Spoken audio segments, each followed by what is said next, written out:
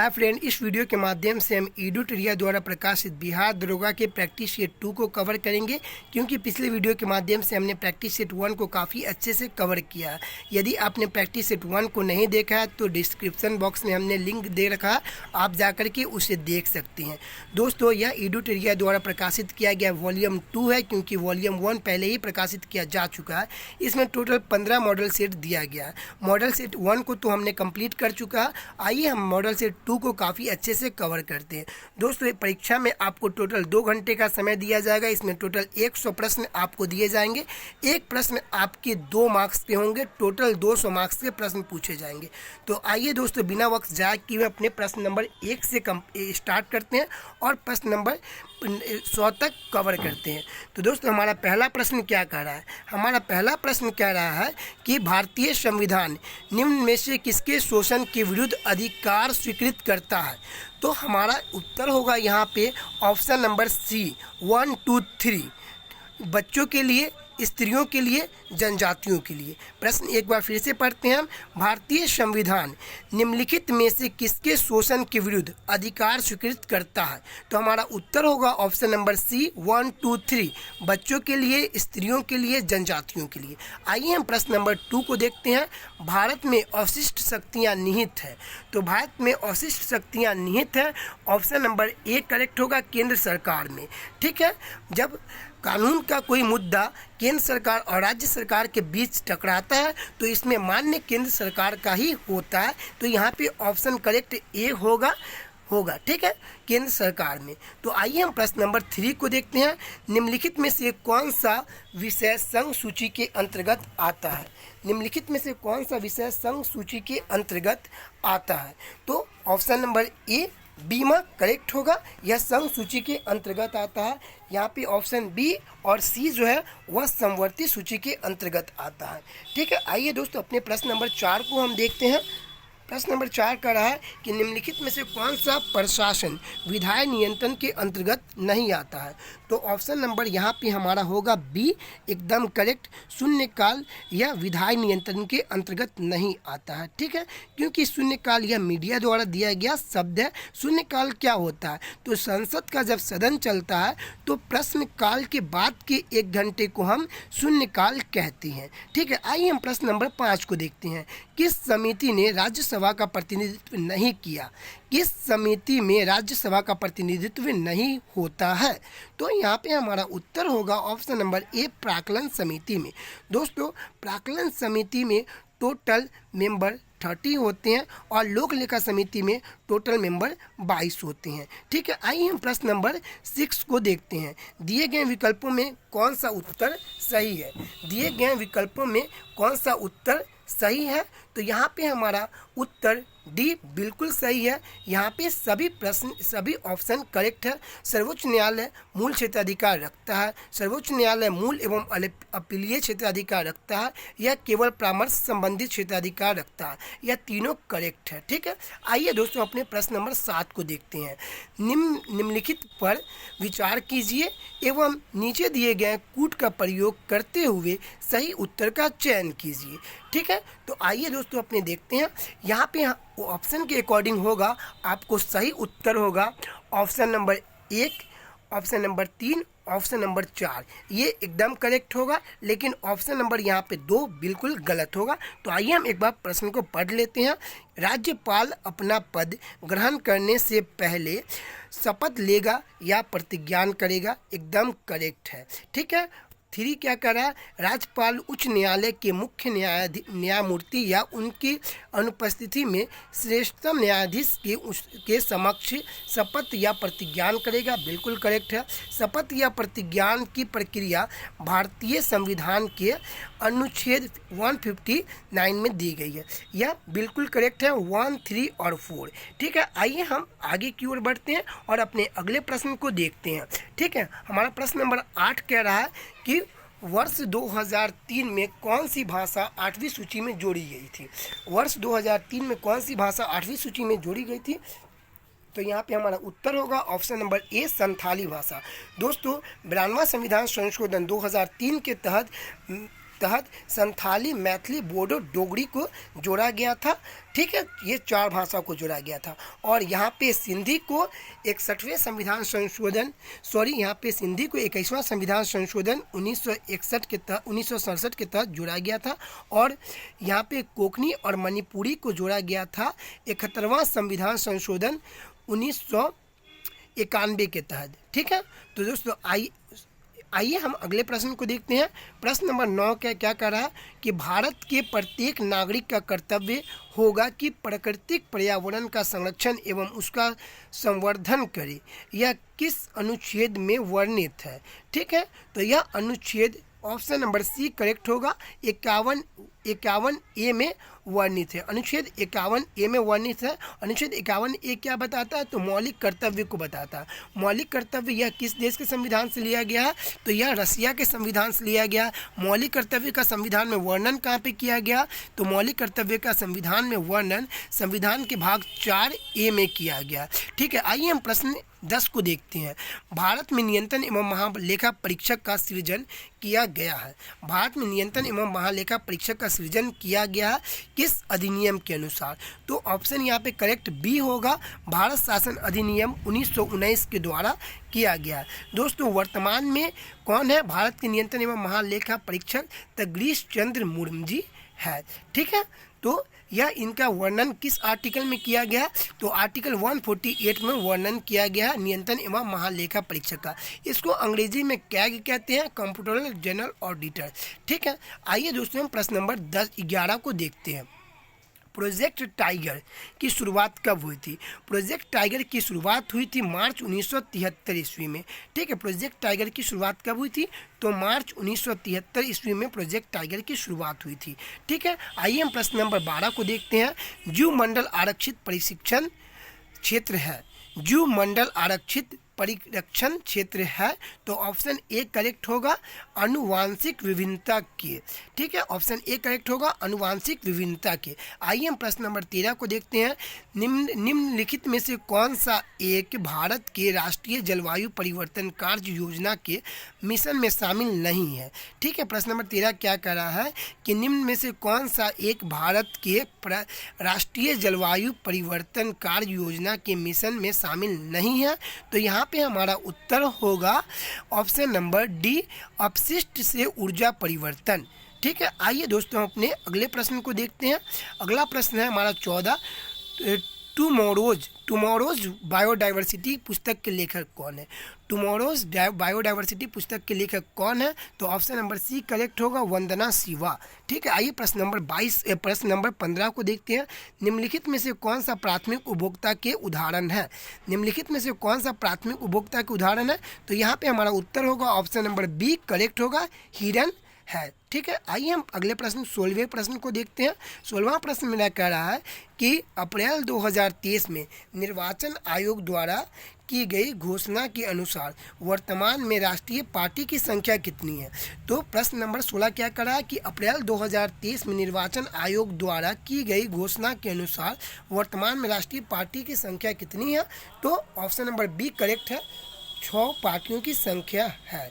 ठीक है, नवीनतम पार्टी जो हाल ही में जुड़ा है वह आम आदमी पार्टी जुड़ा है। ठीक है, आइए हम प्रश्न नंबर 17 को देखते हैं। प्रश्न नंबर 17 कह रहा है कि भारत का पहला संविधान साक्षर जिला कौन सा बना? भारत का पहला संविधान साक्षर जिला किस राज्य में है? तो यहाँ पे केरल होगा। कोल्लम जिला जो बना है यह केरल का है। ठीक है, प्रश्न नंबर 17 क्या करा? भारत का पहला संविधान साक्षर जिला कोल्लम किस राज्य में स्थित है? तो यह केरल में स्थित है। ठीक है, आइए प्रश्न नंबर 18 को हम देखते हैं। एक राष्ट्र एक उर्वरक परियोजना की शुरुआत किसके द्वारा की गई थी? तो एक राष्ट्र एक उर्वरक परियोजना की शुरुआत की गई थी प्रधानमंत्री नरेंद्र मोदी जी के द्वारा। ठीक है, आइए हम प्रश्न नंबर 19 को देखते हैं। वैश्विक आतंकवाद सूचकांक में भारत का स्थान क्या है? वैश्विक आतंकवाद सूचकांक में भारत का स्थान 13 है। ऑप्शन नंबर सी बिल्कुल करेक्ट है। और वैश्विक आतंकवाद सूचकांक में भारत का स्थान 13 है और पहले स्थान पे अफगानिस्तान है। ठीक है, आइए हम प्रश्न नंबर 20 को देखते हैं। वर्ल्ड इकोनॉमिक आउटलुक रिपोर्ट 2023 के द्वारा भारतीय अर्थव्यवस्था की वृद्धि दर कितनी अनुमानित की गई है? वर्ल्ड इकोनॉमिक आउटलुक रिपोर्ट 2023 के द्वारा भारतीय अर्थव्यवस्था की वृद्धि दर कितनी अनुमानित की गई है? तो ऑप्शन नंबर ए करेक्ट होगा 5.9। ठीक है, आइए हम प्रश्न नंबर 21 को देखते हैं। विश्व का प्रथम 3D प्रीपेड रॉकेट का नाम क्या है? विश्व का प्रथम 3D प्रीपेड रॉकेट का नाम क्या है? तो ऑप्शन नंबर बी करेक्ट है, टिरॉन 1। आइए हम देखते हैं प्रश्न नंबर 22 को। भारत में व्यावसायिक तौर पर 5G सेवा लॉन्च करने वाली पहली कंपनी कौन बनी? भारत में व्यावसायिक तौर पर 5G सेवा लॉन्च करने वाली पहली कंपनी कौन सी है? तो यहाँ पे उत्तर होगा ऑप्शन नंबर बी, एयरटेल। ठीक है, बहुत लोग यहाँ पे जियो लगाएंगे, लेकिन यहाँ पे करेक्ट आंसर कौन सा है? तो एयरटेल है, रिलायंस जियो नहीं। ठीक है, आइए अपने प्रश्न नंबर 23 को देखते हैं। बाघ गणना रिपोर्ट 2022 के अनुसार 2018 की गणना की तुलना में बाघों की संख्या में कितना वृद्धि हुई है? तो यहाँ पे हमारा उत्तर करेक्ट होगा ऑप्शन नंबर बी, 200 वृद्धि हुई है। और परसेंटेज के अनुसार देखें तो 6.1% की वृद्धि हुई है, क्योंकि प्रीवियस ईयर में यह संख्या थी 3167। ठीक है, आइए दोस्तों हम प्रश्न नंबर 24 को देखते हैं कि अर्जुन पुरस्कार 2022 ओम प्रकाश मिथरवाल का संबंध किस खेल से है? तो हमारा उत्तर होगा ऑप्शन नंबर ए, निशानेबाज से। प्रश्न नंबर 25 18वां गोल्डन ग्लोब पुरस्कार में सर्वश्रेष्ठ अभिनेता का खिताब किसने जीता है? 18वां गोल्डन ग्लोब पुरस्कार 2023 में सर्वश्रेष्ठ अभिनेता खिताब जीता है option number A, Austin Butler ने। आइए प्रश्न नंबर 26 देखते हैं। हाल ही में बांग्लादेश के नए राष्ट्रपति के रूप में किसे चुना गया? तो बांग्लादेश की प्रधानमंत्री शेख हसीना है, ये तो सभी लोग जानते हैं, लेकिन यहाँ के हाल ही में राष्ट्रपति चुने गए हैं मोहम्मद शहाबुद्दीन चिप्पू जी। ठीक है, आइए दोस्तों हम प्रश्न नंबर 27 को देखते हैं। प्रश्न नंबर 27 कह रहा है कि वर्ल्ड स्टील एसोसिएशन द्वारा मार्च 2023 में जारी आंकड़ों के अनुसार कच्ची इस्पात उत्पादन में कौन सा अग्रणी है? वर्ल्ड स्टील एसोसिएशन द्वारा मार्च 2023 में जारी आंकड़ों के अनुसार कच्ची इस्पात के उत्पादन में कौन सा देश क्रमशः अग्रणी है? तो यहाँ पे उत्तर होगा ऑप्शन नंबर बी, चीन, भारत, जापान। ठीक है, आइए प्रश्न नंबर 28 को देखते हैं। पीएम गति शक्ति मॉडल जलमार्ग शिखर का आयोजन कहाँ किया गया था? पीएम गति शक्ति मल्टी मॉडल जलमार्ग शिखर का आयोजन कहाँ किया गया था? तो हमारा उत्तर होगा करेक्ट यहाँ पर बी, गोवा में किया गया था। आइए दोस्तों, सॉरी, यहाँ पे उत्तर होगा ऑप्शन नंबर ए करेक्ट होगा, कोच्चि में किया था, केरल में। ठीक है, आइए हम प्रश्न नंबर 29 को देखेंगे। बोल्ड कुरुक्षेत्र युद्ध अभ्यास का आयोजन भारत तथा किस देश के मध्य किया गया था? तो बोल्ड कुरुक्षेत्र का आयोजन भारत तथा सिंगापुर के मध्य किया गया था, ऑप्शन ए करेक्ट है। ठीक है, आइए हम प्रश्न नंबर 30 को देखते हैं। बिहार जाति आधारित गणना 2022 के अनुसार बिहार में किस कोटि की जनसंख्या सर्वाधिक है? तो बिहार में जाति गणना इस बार की गई है, इसमें ऑप्शन नंबर बी करेक्ट होगा, अत्यंत पिछड़ा वर्ग की जाति सबसे अधिक है। ठीक है, आइए हम प्रश्न नंबर 31 को देखते हैं। हाल ही में लंपी प्रोवैक टीका को किस मंत्रालय द्वारा लॉन्च किया गया? तो दोस्तों, हाल ही में गायों में ये बीमारी काफ़ी प्रसिद्ध थी, लंपी वायरस। ठीक है, इसके लिए ऑप्शन ए करेक्ट होगा, केंद्रीय कृषि एवं कल्याण मंत्रालय द्वारा लंपी प्रोवैक टीका को लॉन्च किया गया है। आइए हम प्रश्न नंबर 32 को देखते हैं। WHO ने हाल ही में किस देश को मलेरिया मुक्त घोषित किया है? तो ऑप्शन नंबर यहाँ पे डी करेक्ट होगा, अजरबैजान और तजाकिस्तान। WHO का स्थापना कब किया गया था? तो 7 अप्रैल 1948। इसका मुख्यालय ये कहाँ है? तो जिनेवा में स्थित है। दोस्तों, आइए हम प्रश्न नंबर 33 को देखते हैं। भारत में 16वें राष्ट्रपति द्रौपदी मुर्मू को कुल वैध मतों का कितना प्रतिशत दिया गया? यानी भारत के 16वें राष्ट्रपति द्रौपदी मुर्मू को कुल वैध मतों का कितना प्रतिशत मत प्राप्त हुआ? तो यहाँ पे ऑप्शन करेक्ट होगा 64.03%। ठीक है दोस्तों, आइए हम प्रश्न नंबर 34 को देखते हैं। निम्नलिखित में से किसे चिकित्सक के क्षेत्र में नोबेल पुरस्कार 2023 से सम्मानित किया गया? तो यहाँ पे दोस्तों यह 2023 का नोबेल पुरस्कार भी इडुटरिया छाप दिया। ठीक है, आइए हम देखते हैं यहाँ पे करेक्ट उत्तर क्या होगा। तो करेक्ट उत्तर होगा डी, कैटालीन कारिको और डी विशमैन को दिया गया। ठीक है, ऑप्शन नंबर ए और बी दोनों करेक्ट होगा। ठीक है, आइए हम प्रश्न नंबर 35 को देखते हैं। बजट 2023-24 में मनरेगा के लिए कितनी राशि आवंटित की गई है? तो बजट 2023-24 में मनरेगा के लिए कुल 600 करोड़ रुपए आवंटित की गई है। ऑप्शन नंबर सी करेक्ट होगा। आइए दोस्तों प्रश्न नंबर 36 को देखते हैं। भारत सरकार ने किस वर्ष देश को टीबी मुक्त करने का लक्ष्य रखा है? तो यहाँ पे हमारा उत्तर होगा ऑप्शन नंबर सी करेक्ट होगा। 2025 तक भारत को टीबी मुक्त कर दिया जाएगा। दोस्तों टीबी को क्षय रोग भी कहते हैं। और टीबी दिवस कब मनाया जाता है? तो टीबी दिवस मनाया जाता है आपको 24 मार्च को। ठीक है, आइए दोस्तों हम अगले प्रश्न को देखते हैं। अगला प्रश्न है 37। विश्व वन्य जीव दिवस 2023 का थीम क्या है? विश्व वन्य जीव दिवस 2023 का थीम क्या है? तो यहाँ पे उत्तर हमारा ऑप्शन नंबर ए करेक्ट होगा, वन्य जीव संरक्षण के लिए आधिकारिक भागीदारी। आइए हम प्रश्न नंबर 38 को देखते हैं।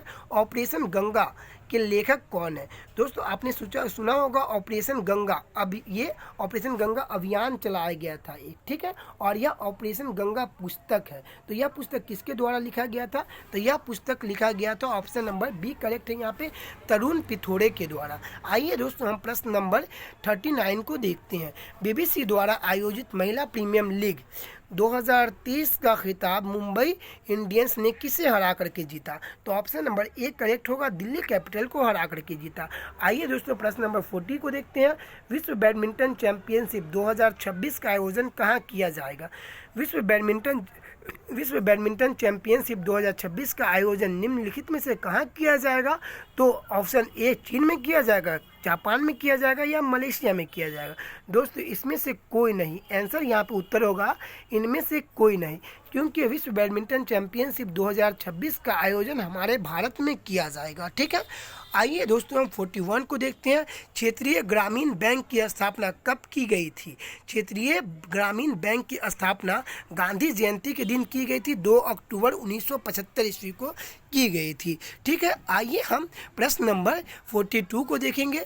निम्नलिखित में से कौन सा अप्रत्यक्ष कर का उदाहरण है? निम्नलिखित में से कौन सा अप्रत्यक्ष कर का उदाहरण है? तो यहाँ पे उत्तर होगा ऑप्शन नंबर सी, सेवा क्षेत्र, सेवा कर। ठीक है, सेवा कर जो होता है सर्विस टैक्स, यह अप्रत्यक्ष कर का उदाहरण है। ऑप्शन सी बिल्कुल करेक्ट होगा। आइए दोस्तों हम प्रश्न नंबर 43 को देखते हैं। छोटे व्यापारियों के लिए एक मुक्त आयकर योजना की सिफारिश किस समिति ने की थी? छोटे व्यापारियों के लिए एक मुक्त आयकर योजना की सिफारिश किस समिति द्वारा की गई थी? तो ऑप्शन नंबर सी करेक्ट होगा, चिलैया समिति के द्वारा। आइए दोस्तों हम तेजी में प्रश्न को अब खींचते हैं। प्रश्न नंबर 44 क्या कह रहा है कि नकदी लेन देन सिद्धांत किसने दिया था? तो नकदी लेन देन सिद्धांत किसने दिया था? तो हमारा उत्तर होगा यहाँ पे ऑप्शन नंबर बी, फिशर ने दिया था। आइए दोस्तों अपने प्रश्न नंबर 45 को देखते हैं। निम्नलिखित में से कौन सा राज्य कृषि को उद्योग का दर्जा देने वाला पहला राज्य बना? तो कृषि को उद्योग का दर्जा देने वाला पहला राष्ट्र ऑप्शन नंबर बी, महाराष्ट्र बना। आइए दोस्तों प्रश्न नंबर 46 को देखेंगे। अशोक के किस शिलालेख में आत्मनियंत्रण की शिक्षा दी गई है? अशोक के किस शिलालेख में आत्मनियंत्रण की शिक्षा दी गई है? तो हमारा उत्तर होगा ऑप्शन नंबर सी, छठा। आइए दोस्तों हम प्रश्न नंबर 47 को देखते हैं। सैंधव सभ्यता के प्रमुख स्थल आलमगीरपुर किस नदी के किनारे स्थित है? तो हमारा उत्तर होगा ऑप्शन नंबर बी, हिंडन नदी के किनारे। ठीक है, आइए दोस्तों हम प्रश्न नंबर 48 को देखेंगे। अब हम प्रश्न को थोड़ी तेजी में खींचेंगे। ठीक है, प्रश्न नंबर 48 कह रहा है किस ब्राह्मण में गंधार, पंचाल आदि के राजाओं का उल्लेख मिलता है? किस ब्राह्मण में गंधार, पंचाल आदि के राजाओं का उल्लेख मिलता है? तो हमारा उत्तर होगा ऑप्शन नंबर सी, शतपथ ब्राह्मण में। ठीक है, आइए हम क्वेश्चन नंबर 49 को देखते हैं। देवपारा अभिलेख का संबंध किस शासक से है? देवपारा अभिलेख का संबंध किस शासक से है? तो ऑप्शन हमारा बी करेक्ट होगा, विजय सेन से। दोस्तों आइए हम प्रश्न नंबर 50 को देखेंगे।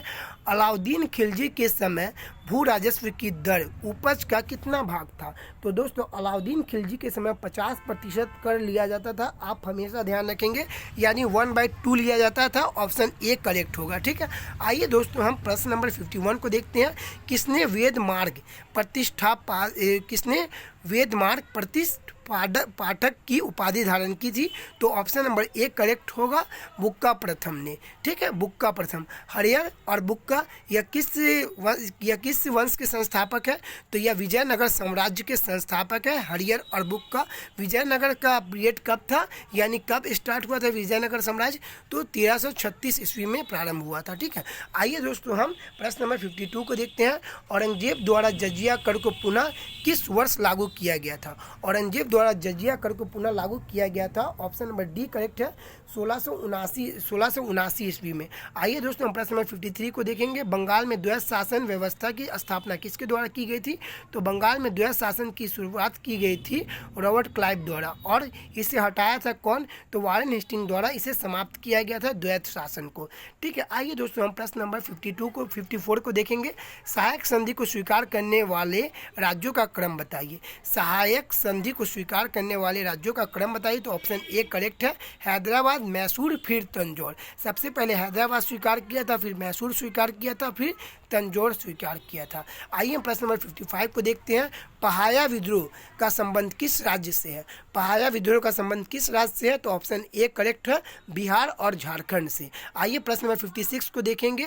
1857 के क्रांति को किस ब्रिटिश नायक ने इलाहाबाद में दबाया था? 1857 के क्रांति को किस ब्रिटिश नायक ने इलाहाबाद में दबाया था? तो ऑप्शन नंबर ए करेक्ट होगा, कर्नल नील ने दबाया था। आइए हम प्रश्न नंबर 57 को देखेंगे। आज़ाद हिंद सरकार की स्थापना किसके द्वारा की गई थी? आज़ाद हिंद सरकार की स्थापना की गई थी, option number B, Subhash Chandra Bose के द्वारा 1943 में की गई थी। आइए दोस्तों हम प्रश्न नंबर 58 को देखेंगे।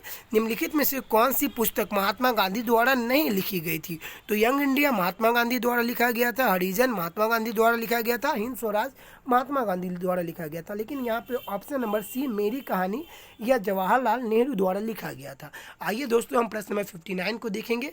किस अधिवेशन में प्रथम भारतीय महिला ने कांग्रेस अधिवेशन की अध्यक्षता की थी? तो दोस्तों 1925 ईस्वी में हुआ था कानपुर अधिवेशन। इसमें सरोजिनी नायडू प्रथम भारतीय कांग्रेसी महिला थी जिसने अध्यक्षता की थी। ठीक है, और 1917 में एनी बेसेंट ने अध्यक्षता की थी, जो यह भारतीय महिला नहीं थी, यानी गैर भारतीय थी, लेकिन प्रथम भारतीय थी। ठीक है, और वहीं 1933 में नलिनी सेन ने अध्यक्षता की थी। ठीक है, तो तीनों महिला हमने आपको बता दिया कि 1917 में पहली महिला, और 1925 में पहली भारतीय महिला, और 1933 में नलिनी सेन ने लिया था। यह तीसरी महिला बनी थी। ठीक है, आइए दोस्तों हम अगले प्रश्न की ओर चलते हैं, प्रश्न नंबर 60 की ओर। प्रश्न नंबर 60 कह रहा है कि समानता, स्वतंत्रता एवं बंधुत्व किस क्रांति का प्रमुख नारा था? समानता, स्वतंत्रता एवं बंधुत्व किस क्रांति का यह नारा था? तो ऑप्शन करेक्ट होगा, ऑप्शन नंबर सी, फ्रांस। ठीक है, समानता, स्वतंत्रता, बंधुत्व यह फ्रांस के संविधान से लिया गया है। ठीक है दोस्तों, यहाँ पे हमारे घर पे अभी लाइट भी नहीं है और कीड़ा इतना ज़्यादा उड़ रहा है, मैं अंधेरा में बैठ करके यह वीडियो रिकॉर्ड कर रहा हूँ। कीड़ा मेरे आंखों पे पड़ रही है, जिसके कारण मुझे काफ़ी दिक्कत भी हो रही है इस वीडियो को बनाने में। दोस्तों यदि आपको वीडियो अच्छा लगे तो प्लीज़ वीडियो को लाइक करना बिल्कुल ना भूलें, और आप हमारे साथ जुड़े रहें। हम आपको 1 बाय 1 सभी प्रैक्टिस सेट को कवर कर देंगे। ठीक है, आइए दोस्तों हम प्रश्न नंबर 61 को देखते हैं। निम्नलिखित में से किन दो भौतिक राशियों की इकाई एक ही है? निम्नलिखित में से किन दो भौतिक राशियों की इकाई एक ही है? तो ऑप्शन नंबर बी करेक्ट होगा, बल और भार। बल और भार करेक्ट होगा। आइए दोस्तों हम प्रश्न नंबर 62 को देखेंगे।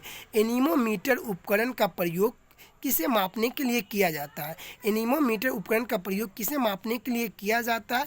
तो यह वायु की गति को मापने के लिए किया जाता है। आइए दोस्तों हम प्रश्न नंबर 63 को देखेंगे। निम्नलिखित में से कौन सा समीकरण को दर्शाती है? निम्नलिखित में से कौन सा सही समीकरण को दर्शाती है? ठीक है, तो हमारा उत्तर यहाँ पर होगा ऑप्शन नंबर बी करेक्ट होगा गतिज ऊर्जा माइनस स्थितिज ऊर्जा इक्वल टू यांत्रिक ऊर्जा। ठीक है, आइए दोस्तों हम अपने प्रश्न नंबर 64 को देखेंगे। बर्नौली का प्रमेय किसके संरक्षण के सिद्धांत पर आधारित है? बर्नौली का प्रमेय किसके संरक्षण के सिद्धांत पर आधारित है? तो यहाँ पे हमारा उत्तर होगा ऑप्शन नंबर डी, ऊर्जा। आइए दोस्तों हम प्रश्न नंबर 65 को करते हैं। निम्नलिखित में से किसकी भिन्नता के कारण संपीड़न और विरलन उत्पन्न होते हैं। तो संपीड़न और विरलन उत्पन्न होते हैं, यह ऑप्शन नंबर बी हवा के बहाव के कारण। आइए हम प्रश्न नंबर 66 को देखेंगे। आभासी और सीधी छवि के लिए दर्पण का आवर्धन होना चाहिए कितना? तो यह आभासी और सीधी छवि के लिए दर्पण का आवर्धन होना चाहिए ऑप्शन ए धनात्मक। ठीक है दोस्तों, आइए हम प्रश्न नंबर 67 को देखते हैं। निम्नलिखित में से कौन सा परमाणु के बारे में सत्य नहीं है? निम्नलिखित में से कौन सा परमाणु के बारे में सत्य नहीं है? तो यहाँ पे हमारा उत्तर है वो होगा यह सभी सत्य है।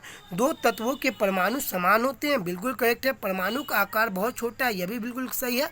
एक तत्व के परमाणु सभी अवस्थाओं में समान होते हैं, यह बिल्कुल सही है, ये सभी। ठीक है, आइए दोस्तों हम प्रश्न नंबर 68 को देखते हैं। धातुओं के पतली तार के रूप में ढालने की विशेषता क्या कहलाती है? धातुओं की पतली तार के रूप में ढालने की विशेषता क्या कहलाती है? तो ऑप्शन ए करेक्ट है, तन्यता। ठीक है, तन्यता। ठीक है, आइए दोस्तों हम प्रश्न नंबर 69 को देखते हैं। जल शोधन में कौन सी प्रक्रिया का प्रयोग किया जाता है? तो यहाँ पे हमारा उत्तर होगा ऑप्शन नंबर सी, विपरीत प्रक्रिया। ऑप्शन नंबर सी करेक्ट होगा, विपरीत प्रक्रिया। आइए हम प्रश्न नंबर 70 को देखते हैं। प्रश्न नंबर 70 क्या कह रहा है? प्रश्न नंबर 70 कह रहा है कि निम्नलिखित में से कौन सा क्षारीय विलयन नहीं है?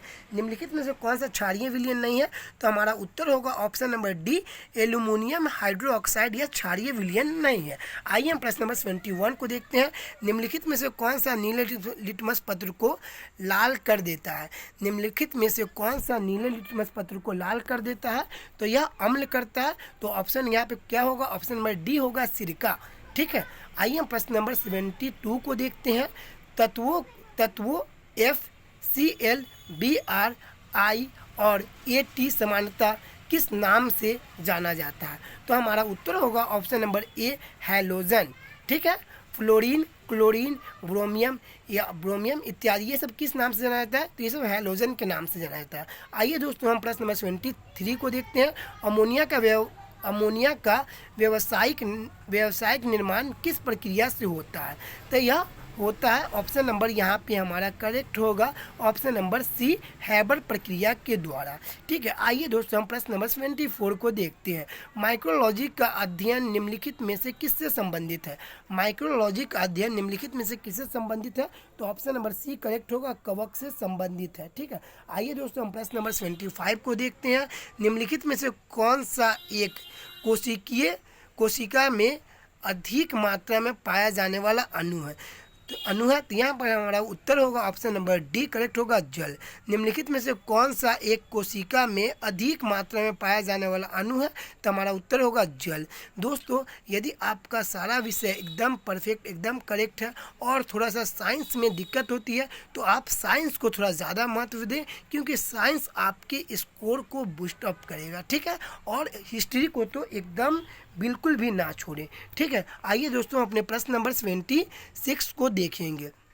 दोस्तों, निरंतर यदि आप प्रैक्टिस सेट करेंगे तो आप अपने आप को आंक सकेंगे कि हमारा कौन सा सब्जेक्ट में कितना प्रॉब्लम हो रही है, कौन से सब्जेक्ट को हमें कवर करना चाहिए, क्योंकि अभी परीक्षा को लगभग 2 महीने समय है। ठीक है, आइए हम प्रश्न नंबर 76 को देखते हैं। पौधे में लचीलापन किस उत्तक के कारण होता है? तो हमारा उत्तर यहाँ पर होगा ऑप्शन नंबर बी, पेरेन काइमा के कारण। आइए हम प्रश्न नंबर 77 को देखते हैं। मनुष्य में पुरुषों के यौन गुणसूत्रों में कौन सा समूह होता है? पुरुषों के यौन गुणसूत्रों में कौन सा समूह होता है? तो ऑप्शन नंबर सी करेक्ट है, XX। और महिलाओं में क्या होता है? तो XX। सॉरी, यहाँ पे उत्तर होगा ऑप्शन नंबर सी, XY पुरुष में होता है और महिलाओं में होता है XX। ठीक है, आइए दोस्तों हम प्रश्न नंबर 78 को देखेंगे। अमीबा में प्रजनन कैसे होता है?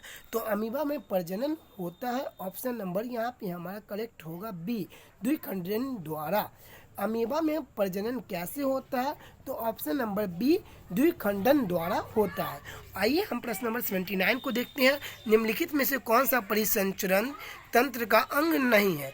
निम्नलिखित में से कौन सा परिसंचरण तंत्र का अंग नहीं है? तो यहाँ पर हमारा उत्तर होगा ऑप्शन नंबर डी, बड़ी आंत।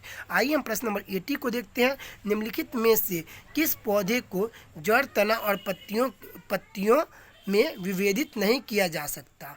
निम्नलिखित में से किन पौधे को जड़, तना और पत्तियों में विभेदित नहीं किया जा सकता? तो हमारा उत्तर यहाँ पे होगा स्पाइरोगाइरा। यहाँ पे हमारा उत्तर होगा स्पाइरोगाइरा। ठीक है, आइए दोस्तों हम प्रश्न नंबर 81 को देखते हैं। प्रश्न नंबर 81 क्या करा है कि सूची 1 को सूची 2 से मिलान कीजिए। आइए हम मिलान करते हैं सूची 1 को सूची 2 से। यहाँ पे हमारा 1 का उत्तर ऑप्शन ए होगा, दूध सागर, यह गोवा में है। दूध सागर गोवा में, दूध सागर जलप्रपात कहाँ है? तो यह गोवा में है। बरकाना जलप्रपात यह कहाँ है? तो कर्नाटक में है। दुदुमा जलप्रपात कहाँ है? तो उड़ीसा में है। और किलियूर जलप्रपात कहाँ है? तो यह तमिलनाडु में है। दोस्तों यहाँ पे आप देख सकते हैं हमारा उत्तर यहाँ पर होगा करेक्ट, बी एकदम करेक्ट होगा, 4 3 2 1। तो दूध सागर गोवा में, बरकाना कर्नाटक में, दुदुमा उड़ीसा में, किलियूर तमिलनाडु में। आइए हम प्रश्न नंबर 82 को देखते हैं। माउंट थुलियर अंडमान और निकोबार द्वीप समूह का एक महत्वपूर्ण पर्वत शिखर है, कहाँ स्थित है? तो माउंट थुलियर यह कहाँ स्थित है? तो ऑप्शन नंबर सी करेक्ट होगा, ग्रेट निकोबार में। आइए दोस्तों हम प्रश्न नंबर 83 को देखते हैं। सूची 1 को सूची 2 के साथ सुमिलित कीजिए। सूची 2 को सूची 1 के साथ सुमिलित कीजिए। तो यहाँ पे आइए फ्रेंड प्रश्न नंबर हम 83 को देखते हैं। 83 का सूची 1 को सूची 2 के साथ मिलान कीजिए। तो प्रश्न 83 का हमारा उत्तर यहाँ पे दिया गया, आप मिलान कर लीजिएगा। यहाँ पे हमारा उत्तर है ऑप्शन नंबर 1 बिल्कुल करेक्ट है। तो आइए हम प्रश्न नंबर 84 को देखते हैं। प्रति चक्रवात की विशेषता क्या होती है? प्रति चक्रवात की विशेषता क्या होती है? हमारा उत्तर यहाँ पे होगा ऑप्शन नंबर डी, स्वच्छ आसमान। ठीक है, आइए हम प्रश्न नंबर 85 को देखते हैं। निम्नलिखित नदियों में से कौन सी एक पंचनद के नाम से निम्नलिखित नदियों में से कौन सी एक पंचनद में सम्मिलित नहीं है? तो यह सिंधु नदी पंचनद में सम्मिलित नहीं है, क्योंकि झेलम, सतलज, व्यास यह पंचनद से संबंधित है। आइए दोस्तों हम प्रश्न नंबर 86 को देखेंगे। निम्नलिखित स्थानों में से कौन सा एक लौह अयस्क खनन क्षेत्र नहीं है? तो यहाँ पे हमारा उत्तर है ऑप्शन नंबर ए, मलाज खंड। आइए हम प्रश्न नंबर 87 को देखते हैं। 2011 की जनगणना के अनुसार निम्नलिखित राज्यों में से किस राज्य में जनसंख्या का महत्व न्यूनतम है? तो हमारा उत्तर होगा यहाँ पे ऑप्शन नंबर डी। ठीक है, जनसंख्या घनत्व का महत्व न्यूनतम है ऑप्शन नंबर डी, मिजोरम में। और महत्तम कहाँ? तो बिहार में। टोटल कितना है? तो सबसे ज़्यादा बिहार में है। यह पूरे ऑल ओवर इंडिया में 1106 जनसंख्या घनत्व प्रति 1 किलोमीटर स्क्वायर में 1106 व्यक्ति रहते हैं हमारे बिहार में। ठीक है, और वहीं सबसे कम कहाँ है? तो अरुणाचल प्रदेश में। तो सबसे कम कहाँ है? अरुणाचल प्रदेश में। अरुणाचल प्रदेश में कितना है? तो 1 किलोमीटर स्क्वायर में मात्र 17 व्यक्ति है। आइए हम प्रश्न नंबर 88 को देखेंगे। निम्नलिखित में से कौन सा कथन सत्य है? तो दोस्तों यहाँ पे हमारा उत्तर होगा ऑप्शन नंबर ए, बेंगुएला प्रशांत की एक ठंडी जलधारा है। ठीक है, आइए दोस्तों हम प्रश्न नंबर 89 को देखेंगे। कन्याकुमारी से कृष्णा डेल्टा तक के तट को किस नाम से जाना जाता है? तो हमारा उत्तर होगा ऑप्शन नंबर बी करेक्ट होगा, कोरोमंडल को। आइए हम प्रश्न नंबर 90 को देखेंगे। रोहेला राष्ट्रीय उद्यान किस राज्य में स्थित है? तो रोहेला राष्ट्रीय उद्यान यह स्थित है ऑप्शन नंबर सी, हिमाचल प्रदेश में। आइए दोस्तों हम प्रश्न नंबर 91 को देखेंगे। निम्नलिखित में से कौन व्यक्ति स्टील मैन ऑफ इंडिया के रूप में व्याख्यात है? तो ऑप्शन नंबर ए करेक्ट है, जमशेदजी टाटा। ठीक है, आइए दोस्तों हम प्रश्न नंबर 92 को देखेंगे। निम्न में से किस कंपनी को महारत्न कंपनी का दर्जा प्राप्त नहीं है? तो हमारा उत्तर होगा option number B, Hindustan Aeronautical India Limited. ठीक है, आइए हम प्रश्न नंबर 93 को देखेंगे। मंकी पॉक्स नामक बीमारी को विश्व स्वास्थ्य संगठन द्वारा क्या नाम दिया गया? तो मंकी पॉक्स बीमारी को विश्व स्वास्थ्य संगठन द्वारा नाम दिया गया है option number C, M pox. आइए दोस्तों हम प्रश्न नंबर 94 को देखेंगे। दलखाई नृत्य किस राज्य का एक लोक नृत्य है? दलखाई नृत्य किस राज्य का एक लोक नृत्य है? तो ऑप्शन नंबर ए करेक्ट है, उड़ीसा का। आइए हम थ्योरिकल प्रश्न यानी कि जीएस के प्रश्न को अंतिम प्रश्न को देखेंगे 95 को। यह भारतीय वायुसेना के लिए आइए प्रश्न नंबर 95 को देखेंगे। भारतीय वायुसेना के लिए राफेल विमान। आइए प्रश्न नंबर 95 को देखेंगे। भारतीय वायुसेना के लिए राफेल विमान किस देश में से खरीदे गए हैं? तो यहाँ पे हमारा उत्तर होगा ऑप्शन नंबर सी, फ्रांस से खरीदे गए हैं।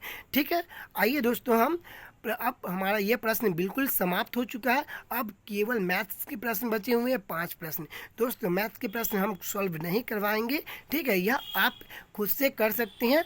ज़्यादा होगा तो हम यहाँ पर उत्तर बता देते हैं, छोड़िए आप खुद से करें और अपने उत्तर को यहाँ पे जांचिए। ठीक है, आइए दोस्तों हम इसके अंतिम पृष्ठ तक आपको ले चलते हैं। साथ ही साथ एडुटोरिया का कुछ एडवर्टाइज भी दिया हुआ है, उसे भी हम देख लेंगे।